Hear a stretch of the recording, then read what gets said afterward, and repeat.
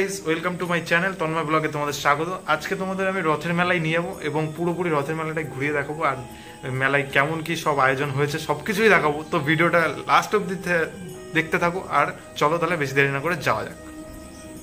আমরা গোপালনগর বাজারে রয়েছি এখন আপাতত, আর গিয়ে এবার তোমাদের ভিতরটা এখানে একটা রাস্তার মধ্যেই মানে রোডের ভিতরে একটা পুরো মেলা ফেলা বসে সব কিছু। তো ওখানে যাবো, গিয়ে তারপরে তোমাদের দেখাবো। এখন ঢুকি, তোমরা দেখতে থাকো, তাহলে চলো যাওয়া যাক, বেশি দেরি না। মেনলি এই দেখো, এই রাস্তা হচ্ছে এটা, আর এই গলিতেই হচ্ছে তোমার মেলা সব কিছু হয়, ঠিক আছে? মানে দোকানপাট যাই বলো না কেন সব এইখানেই বসে। তাহলে আমরা ভিতরে ঢুকি আস্তে আস্তে। দেখো রাস্তা এখন খুব কম ভিড় আছে, কারণ এখন টাইম হচ্ছে 5:30, তো এর জন্য লোক একটু কম আছে। আর তোমাদের দেখানোর জন্য একটু আগেই নিয়ে আসলাম, যাতে একটু মানে আমার ফোনের ক্যামেরা কোয়ালিটিটাও একটু ভালো দেয়, তোমরা দেখতেও পারো। তো তার জন্যই একটু ঘুরে ঘুরে দেখাই তোমাদের। এই দেখো ফুচকার দোকান বসেছে, আর আদার্স তোমরা যা যা চাও, পপকর্ন বলো, চাউমিন বলো, যা খুশি মানে সব দোকান ছিল ওখানে, যা খুশি খাওয়া যেত। এই যে পপকর্নের দোকান দেখতেই পেলে, আর সামনেই এই যে তারপরে আমি দেখলাম যে হ্যাঁ সত্যি একটু লোক কমই আছে। তা ঠিক আছে, কোনো ব্যাপার না, একটু পরে লোক হয়ে যাবে। তা দেখো আমি তো তারপরে সামনে যেতে লাগলাম আস্তে আস্তে আস্তে আস্তে। তো একটু এই যে দেখো এখানে জিলাপি ভাজছিল, জিলাপি দেখে আমার লোভ লাগলো, ভাই এত সুন্দর লাল লাল করে ভাজছে। কিন্তু আমি বললাম আগে জগন্নাথকে দর্শন করবো, তারপর জিলাপি খাবো। আগে দর্শন, তারপরে খাওয়া দাওয়া, আগে ঠাকুর দর্শন। তো তারপরে আমরা এই গলি দিয়ে এগোচ্ছি আস্তে আস্তে।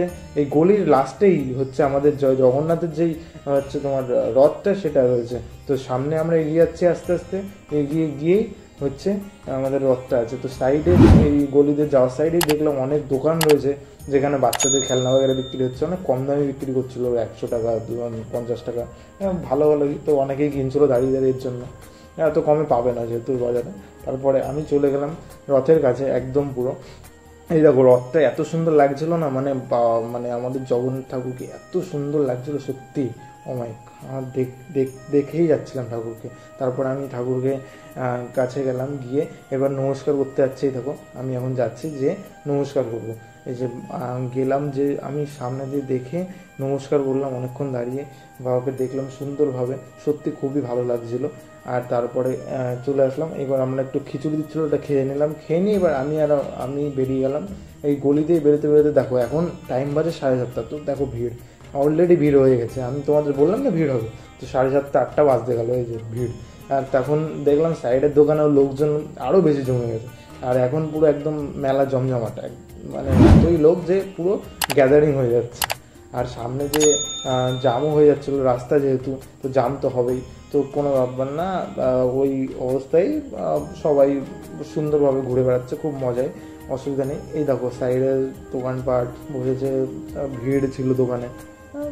এবার সামনে আমি একটু সামনে যাচ্ছিলাম, আমি একটু তোমার দাঁড়িয়ে দেখিয়ে দিই। দেখো ভিড় কেমন রাস্তায়, দেখো আর রাস্তা দিয়ে অনেক গাড়ি ঘোড়াও যাচ্ছিলো, একজন নেতাও যাচ্ছিলো, এর জন্য একটু ভিড় জমে গেছিলো একটু বেশি, গাড়ির জমজমাট।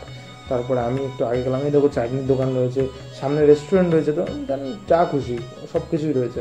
তারপর সামনে আমি এই যে এটা হচ্ছে মেলার শেষ, এটা পুরো শেষ হয়ে গেল, এটা শেষ প্রান্ত। তো শেষ প্রান্তে তো দোকানপাট ছিল কম বেশি।